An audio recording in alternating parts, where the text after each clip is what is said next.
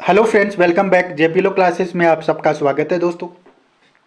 RGS का pre की जो आंसर की आ चुकी है। अगर आपने मैच कर लिया होगा, ठीक है, और आपका स्कोर अच्छा हो रहा है, अच्छा स्कोर हो रहा है, तो आप मेंस की आंसर राइटिंग करना स्टार्ट कर दो, ठीक है।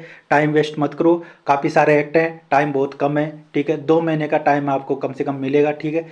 2 महीने से ज़्यादा टाइम नहीं मिलेगा, ठीक है। तो और एक्ट भी बहुत सारे हैं, तो आपको अच्छे से इंपॉर्टेंट क्वेश्चन आपको सारे तैयार करने होंगे, ठीक है। सभी एक्ट से एक एक क्वेश्चन, दो दो क्वेश्चन आएंगे, ठीक है। सारे एरिया आपको कवर करना है, ठीक है। जितना आप आंसर राइटिंग प्रैक्टिस करोगे उतना ही आपको मेंस के अंदर बेनिफिट मिलेगा, ठीक है। इसके अंदर हम आज क्वेश्चन करेंगे और फिर लास्ट में जो ऐसे के क्वेश्चन है, ऐसे राइटिंग भी करेंगे, ठीक है। ऐसे निबंध भी लिखेंगे, ऐसे राइटिंग में आपको दूंगा, उस टॉपिक का आप निबंध भी लिखना है। साथ साथ में वो भी इम्पोर्टेंट है, Hindi English important, Hindi English की जो ऐसे राइटिंग वो इम्पोर्टेंट है, ठीक है। उसमें अगर आपके अच्छे नंबर होंगे तो आप अच्छे कट ऑफ आप आराम से क्लियर कर सकते हो, ठीक है। तो मैं आपको डेली टॉपिक दूंगा और आप एक कॉपी या रजिस्टर डाल लो, ठीक है। डेली आप उस पर आंसर राइटिंग करो, लिखो, ठीक है। और लास्ट में मैं इसके आंसर भी डिस्कस करूंगा नेक्स्ट क्लास के अंदर, ठीक है। आज अभी आप आंसर लिखने हैं और आपको अपनी आंसर राइटिंग में प्रैक्टिस करनी है, सुंदर सुंदर राइटिंग में लिखना है, साफ साफ, ठीक है। जो एग्जाम में आपके बाद में कोई दिक्कत ना हो, अभी से राइटिंग आप सुधार लो, ठीक है। अगर कोई थोड़ी बहुत सुधार कर सकते हो तो सुधार कर लो, ठीक है। तो आज का सेशन हम स्टार्ट करें। अब आज 3 3 नंबर वाले क्वेश्चन करेंगे। एग्जाम के जो आरजीएस का जो पैटर्न है उसी पैटर्न पे चलेंगे, ठीक है। सारे क्वेश्चन हम डिस्कस करेंगे और किस जो पैटर्न पे किस प्रकार के क्वेश्चन आ सकते हैं एग्जाम में, ठीक है। तो आज का क्वेश्चन है, ये पीओ एक्ट से है, ठीक है, प्रोबेशन ऑफेंडर एक्ट से है, ठीक है। तो इसका आंसर आपको लिखना है और या इसका पीडीएफ आपको जेपीएलओ क्लासेस के टेलीग्राम चैनल पर मिल जाएगा। उसका प्रिंट निकला के भी आप इसका आंसर अपने लिख सकते हो, प्रैक्टिस कर सकते हो डेली, ठीक है। तो ये कॉपी है, पीडीएफ फॉर्मेट में आपको मिल जाएगी, ठीक है। और आप प्रैक्टिस कर सकते हो डेली। और लास्ट में दो ऐसे के क्वेश्चन है, वो भी आपको सोल्व करने हैं, ठीक है। तो क्वेश्चन नंबर 1 है आज का, what is power of court release certain offender after the admonitions under the probation offender act 1950 act. ये 3 नंबर का क्वेश्चन है, ठीक है। 3 नंबर का आ सकता है ये। तो परीक्षा अपराधी अधिनियम 1958 के तहत कतिपय अपराधियों को भर्त्सना के पश्चात छोड़ देने की न्यायालय की क्या शक्तियां हैं वो आपको बतानी है। 3 अंक में आपको बताना है। पहले सेक्शन लिखना है, यहाँ से आंसर आपको स्टार्ट करना है, सेक्शन लिखना है, सेक्शन से स्टार्ट करना है, ठीक है। और सारे पॉइंट आपको लिखने हैं। पॉइंट फॉर्मेट में आपको अगर आप लिख सकते हो तो अच्छे से लिखिए, ठीक है। और नीचे यहाँ पे स्पेस दे रखा है, आराम से इसका आंसर आप लिख सकते हो, या तो प्रिंट आउट निकला के भी आप इसका आंसर लिख सकते हो, ठीक है। मैं टेलीग्राम चैनल पे इसको शेयर कर दूंगा बाद में, आप उसको ज्वाइन करना है, उसका लिंक डिस्क्रिप्शन बॉक्स में आपको मिल जाएगा, ठीक है।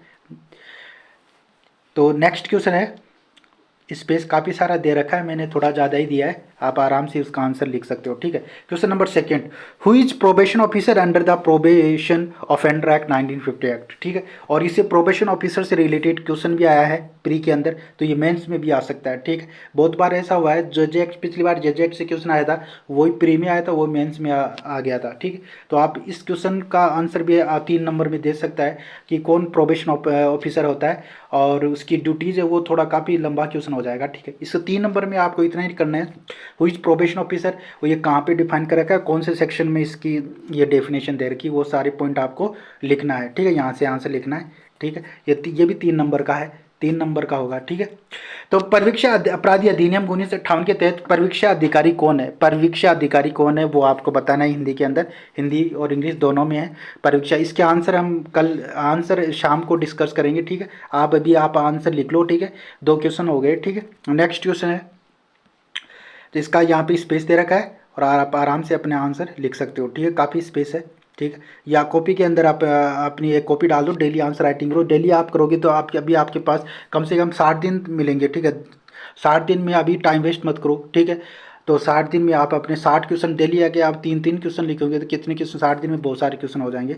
और ये इंपॉर्टेंट क्वेश्चन करेंगे जो एग्जाम में काफ़ी बेनिफिट मिल सके आपको, ठीक है। तो क्वेश्चन नंबर 3 है, ये प्रॉब्लम बेस्ड क्वेश्चन है, इसका आंसर आपको देना है अच्छे से, ठीक है। इसमें सेक्शन बताना है कौन सा सेक्शन है और क्या इसका रीजनिंग देनी है, ठीक है। A by putting Z in fear of grievous hurt dishonestly induce Z to sign or affix his seal to blank paper and deliver to A. Z sign and deliver the paper to A. Here the paper so sign may be converted into valuable security. What offense if any has been committed by A. A ने यहाँ पे क्या अपराध किया है वो आपको बताना है, और वोट कौन सा ऑफेंस किया है वो आपको बताना है, ठीक है।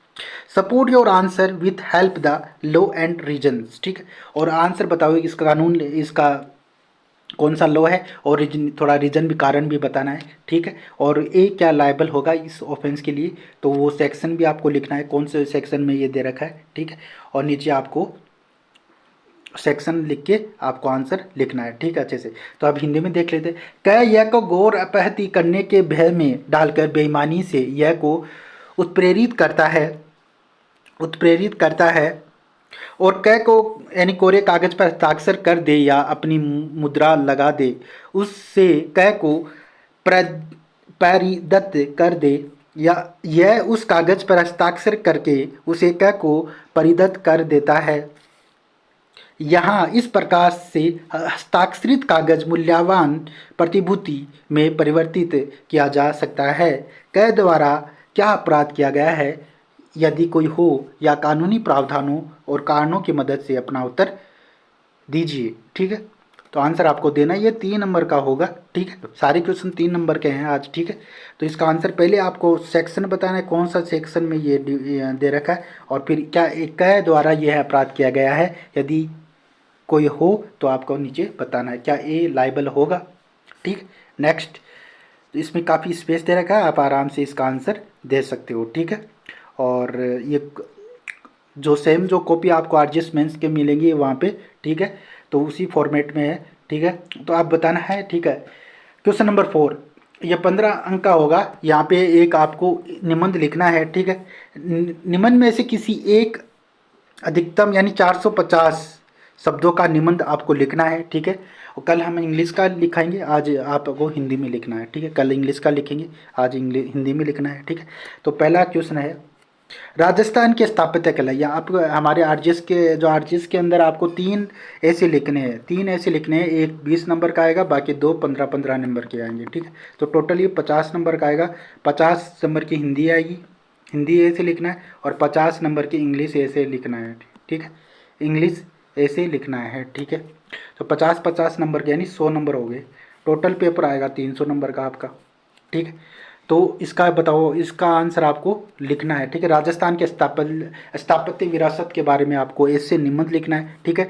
और कितने शब्द, 450 वर्ड में आपको लिखना है। इसके पॉइंट लिख लो आप, है ना, यानी कि 200-300 पॉइंट भी आप अच्छे से लिख लोगे, याद कर लोगे, ठीक है। तो एग्जाम में काफ़ी आपको बेनिफिट मिलेगा, ठीक है। आप हिंदी में अच्छे नंबर ला सकते हो, ठीक है। जो हिंदी मीडियम वाला हिंदी में अच्छे नंबर ला सकता है, और फिर आपको इंग्लिश की तैयारी करनी पड़ेगी, ठीक है। और इंग्लिश मीडियम वाले को हिंदी में अच्छे से तैयार करना होगा, ठीक है। नेक्स्ट क्वेश्चन है, यहाँ पे काफ़ी स्पेस दे रखा था, आप आराम से इसका आंसर लिख सकते हो, मैं काफ़ी बड़ा स्पेस दिया हूँ, ठीक है। और नीचे इसका सेकंड क्वेश्चन है, भारत में सुशासन में न्यायपालिका की क्या योगदान है वो आपको बताना है, ठीक है। इसमें न्यायपालिका का क्या योगदान रहा है, एक न्यायपालिका से रिलेटेड आएगा, एक आपका, ठीक है, जो सामाजिक यानी कि जो न्यायपालिका से रिलेटेड, कॉन्स्टिट्यूशन से रिलेटेड, ऐसे क्वेश्चन एक मतलब निबंध आएगा। दूसरा जो राजस्थान के बारे में पूछ लेगा, ठीक है। 1-2 निबंध हो गया, राजस्थान के बारे में 2-3-5-6 टॉपिक आप अच्छे से तैयार कर लो, ठीक है। एक न्यायपालिका का आप कर लो, ठीक है, कि ये क्वेश्चन आ सकता है आगे, ठीक है। ये इस प्रकार का ऐसे आपको पूछ सकता है। भारत में सुशासन में न्यायपालिका का क्या योगदान है, वो आपको सारे योगदान लिखने हैं, ठीक है। और न्यायपालिका के अभी जो लेटेस्ट जजमेंट अभी तक के, वो सारी आपको उनके पॉइंट, केस के नाम लिख लेने, छोटे छोटे नोट्स बना के, ठीक है। तो एग्जाम जैसे ये न्यायपालिका से रिलेटेड आए तो आप उसमें आराम से अपने पॉइंट लिख दो, ठीक है। अच्छे नंबर आपको मिल जाएंगे यहाँ पे, ठीक है। नेक्स्ट है, ठीक है, ये है, ठीक है। तो आज ये इसका पीडीएफ आपको जेपी लो क्लासेस के टेलीग्राम चैनल पे मिल जाएगा, और इसके आंसर आप फटाफट से सारे आंसर लिखो, ठीक है। 2 ऐसे हैं, बाकी 3 क्वेश्चन है, ठीक है। जिसके भी जो जनरल कैटेगरी में है उनके अगर 80 से ऊपर नंबर आ रहे हैं, ठीक है, वो अपनी तैयारी स्टार्ट कर दो, अभी आंसर राइटिंग करना, प्रैक्टिस करना स्टार्ट कर दो, ठीक है। 60 दिन से ज़्यादा आपको टाइम मिलेगा नहीं, ठीक है।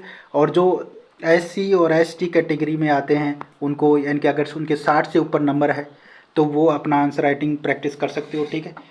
और जिनके 1-2 नंबर कम है वो भी अपनी तैयारी स्टार्ट कर दो, ठीक है। 1-2 नंबर कम है वो भी तैयारी स्टार्ट कर सकते हैं, ठीक है। तो इससे ज़्यादा कट ऑफ जाने के चांस नहीं है, और क्वेश्चन भी डिलीट हो जाएंगे तो थोड़ी कट ऑफ कम हो जाएगी, ठीक है। तो आप अपनी तैयारी अच्छे से करना स्टार्ट कर दो और डेली आंसर राइटिंग करो, टाइम वेस्ट मत कीजिए अपना, ठीक है। बाद में टाइम नहीं मिलेगा, मेंस इंपॉर्टेंट है, ठीक है। तो अच्छे से तैयार कीजिए। इसका PDF आपको मैं जेपी लो क्लास के टेलीग्राम चैनल पे मैं सेंड कर दूंगा, वहाँ पे आप इसका या तो प्रिंट आउट निकाल सकते हो, ठीक है। आप कमेंट बॉक्स में बता देना, ठीक है, मैं वहाँ पे सेंड कर दूंगा, ठीक है। और बाकी या आप कॉपी पेन ले लीजिए, उसमें लिख लीजिए, या A4 साइज पेज होगा उस पर लिख लीजिए, डेली आंसर आ लीजिए, आपके पास काफ़ी क्वेश्चन हो जाएंगे जब तक एग्जाम तक, ठीक है। इंपॉर्टेंट क्वेश्चन हम सारे करेंगे यहाँ पे, ठीक है। ठीक है, तो मिलते हैं फिर नेक्स्ट सेशन के अंदर, नेक्स्ट टेस्ट के अंदर। ये आज पहला डे 1 था, मिलते हैं फिर कल।